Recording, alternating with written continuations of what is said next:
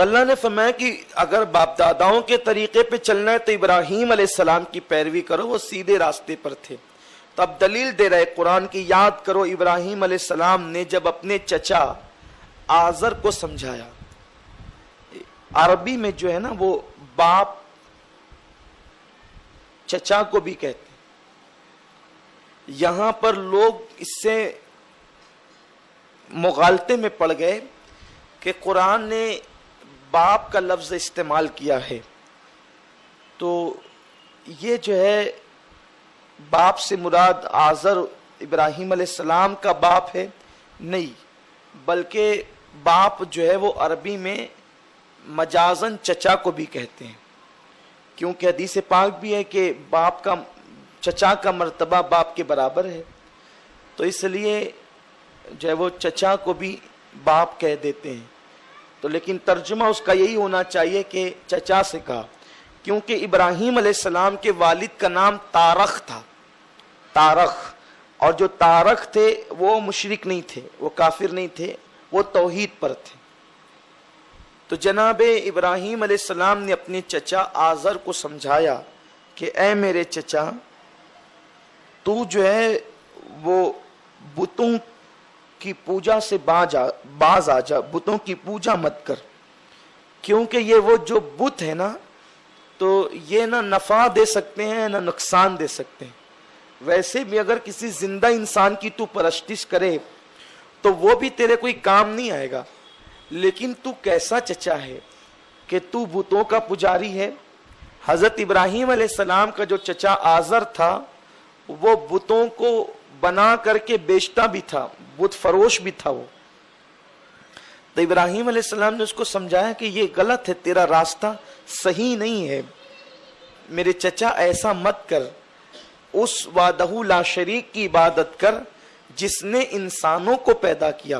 یہ بھی کوئی عقل مندی ہے کہ تو اپنے ہاتھ سے بناتا ہے اور ہاتھ سے بنا کر کے پھر تو اس کی پرورش کرتا ہے، اور اس کو تو بیچتا بھی ہے کہ لوگ بھی اس کی جو ہے وہ پرستش کرتے ہیں، اور جو ہے تو بھی اس کی پرستش کرتا ہے۔ تو یہ کوئی سچائی اور یہ کوئی اچھی بات تو نہیں ہے۔ ارے جو خدا ہوگا وہ بکے گا کیسے؟ لوگ خداؤں کے لیے چندہ کرتے ہیں کہ ہمیں خریدنے جانا ہے، لو بھائی خدا بھی بکتا ہے۔ ارے جو سچے بندے ہوتے ہیں وہ نہیں بکتے تو خدا کیسے بک سکتا ہے؟ نہیں دیکھا تم نے امام حسین کو یزید نے خریدنے کی کوشش کی، نہیں کوشش کی اس نے، لیکن حسین نے لٹا دیا مگر بکے نہیں، کہا کٹ تو سکتا ہوں لیکن جھک نہیں سکتا۔ تو جو بندے سچے ہوتے ہیں انہیں خریدا نہیں جا سکتا تو پھر خدا کو کیسے خریدا جا سکتا؟ تو دنیا کے ذہن میں یہ بات آنی چاہیے، دعا کرے اللہ لوگوں کو عقل سلیم عطا فرمائے کہ جسے خریدتے ہیں گھروں میں رکھتے ہیں پھر اسے پوجتے بھی ہیں، اس کی پرستش بھی کرتے ہیں۔ تو آپ نے چچا کو سمجھایا کہ چچا یہ بات اچھی نہیں ہے، اس خدا کو پوج، اس کی عبادت کر جس نے کائنات کو وجود عطا کیا، کن فرما کر کائنات کو پیدا کیا۔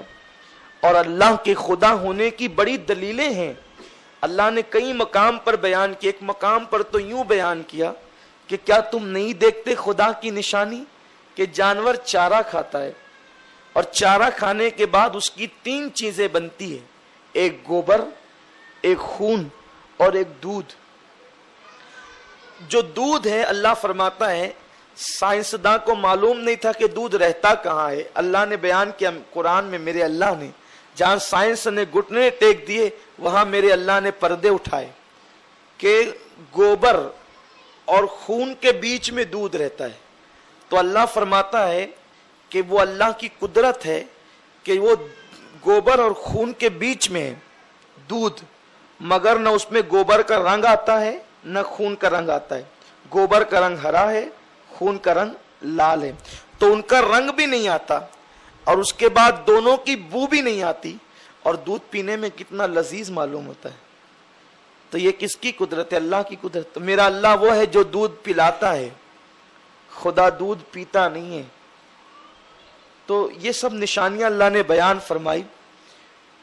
تو आज़र को क्या चाहिए था कि इतनी मोहब्बत से, इतने प्यार से इब्राहिम अलैहिस्सलाम उसको समझा रहे हैं, तो वो कोई जवाब देता हाँ या ना या कुछ कहता वो, तो उसने हजरत इब्राहिम अलैहिस्सलाम को धमकी दी कि मैं तुझे संसार करवा दूंगा और मैं तुझे पिटवा दूंगा, तुम जो है वो बहुत मार खाएगा और तुम मेरी नजरों से दूर हो जा और मेरे पास तू नहीं आना, मेरे करीब नहीं आना। इब्राहिम अलैहिस्सलाम ने कहा चचा मैं तो तुझे अल्लाह की तरफ बुलाता हूँ, तू नाराज क्यों होता है। बहुत समझाया उसको। फिर बाद में जब उसके ऐसी तल्ख और तुर्श जवाब मिले तो आपने कहा ठीक है, अल्लाह तुझ पे तुझे सलामत रखे, मैं तो तेरे लिए दुआ करता रहूंगा, अगर तू मर भी गया तो मैं तेरे लिए मगफिरत की दुआ करूंगा। और हजरत इब्राहिम अलैहिस्सलाम जो है वो आखिरी तक उसके लिए दुआ करते रहे, बल्कि कुरान में एक मकाम पर आया कि फिर अल्लाह ने इब्राहिम अलैहिस्सलाम को मना कर दिया कि वो जहन्नमी, अब उसके लिए मगफिरत की दुआ नहीं करना। जो लोग कुफ्र पर मर जाएं तो उसके लिए मगफिरत की दुआ करना हराम है। तो इब्राहिम अलैहिस्सलाम ने इसलिए दुआ की थी कि उससे वादा किया था, जब अल्लाह ने मना कर दिया तो फिर आपने उसके लिए दुआ मगफिरत बंद कर दी। तो इब्राहिम अलैहिस्सलाम के बारे में अल्लाह बता रहा है कि तुम उनको अपना दादा मानते हो, वो तो बुत परस्तों को बुत परस्ती से मना करते थे, बुत फरोशी से भी मना करते थे, बल्कि पीछे वाकया गुजरा है और आपने कहीं सुना भी होगा, मैं उसकी तकरार नहीं करना चाहता, इशारा देना चाहता हूँ।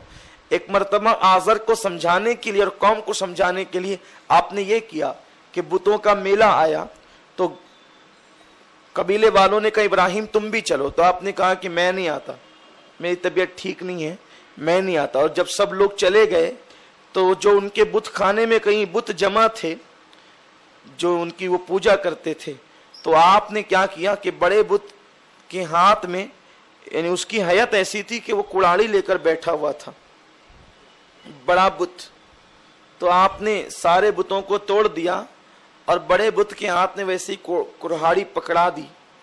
तो जब सब लोग आए कि भाई ये बुतों को किसने तोड़ा, कौन तोड़ सकता है, तो कहा कोई तो था नहीं, सब तो जो है वो मेले में गए थे, एक ही इब्राहिम था, उसी से पूछो। आपने फरमाया मुझे क्यों पूछते हो, ये जो तुम्हारा बड़ा बुत है जिसने भी तोड़ा होगा बुत खाने में आकर तो इसके सामने ही तो तोड़ा होगा, तो इसी से पूछ लो तो ये खुद ही बता देगा कि किसने तोड़ा है। और मुझे तो ये लगता है कि कुल्हाड़ी इसके हाथ में, इनका झगड़ा हुआ होगा, इसी ने सबको मारा है। तो उन्होंने कहा कि इब्राहिम कैसी बात करते हो, ये बुत जो है वो बोल नहीं सकता। तो आपने तभी फरमाया क्योंकि आपने ऐसे हालात पैदा किए ताकि वो इकरार करे हक का, और उन्होंने किया कि ये जो बुत है वो बोल नहीं सकता, बुत गुफ्तगू नहीं कर सकता। तो फिर उसके बाद आपने कहा कि जो बोल नहीं सकता उसको खुदा कैसे बनाते हो। तो बजाय इसके कि वो मानते, इब्राहिम अलैहिस्सलाम को सताने लगे वो। तो फिर आप जानते हैं कि उनको आग में भी डाला गया और आप आग में गए और वो आग गुलजार हुई। हालांकि वो वाकया यहाँ नहीं आया है इसलिए मैं उसका जिक्र भी नहीं करूंगा। फिर आपने जो है वो अपना इलाका छोड़कर मुल्क शाम की तरफ हिजरत कर ली, अपने अहल वयाल को लेकर, अपने बच्चों को लेकर मुल्क शाम की तरफ हिजरत कर ली। तो अल्लाह फरमाता है कि इब्राहिम अलैहिस्सलाम बुत परस्तों से अलग हो गए, शिर्क करने वालों से अलग हो गए। तो अल्लाह ताला ने उन्हें इब्राहिम अलैहिस्सलाम को इस्माइल अलैहिस्सलाम और इसहाक अलैहिस्सलाम और याकूब अलैहिस्सलाम जैसी औलादें अता फरमाई। ये इनाम है बुत परस्ती को छोड़ देने का।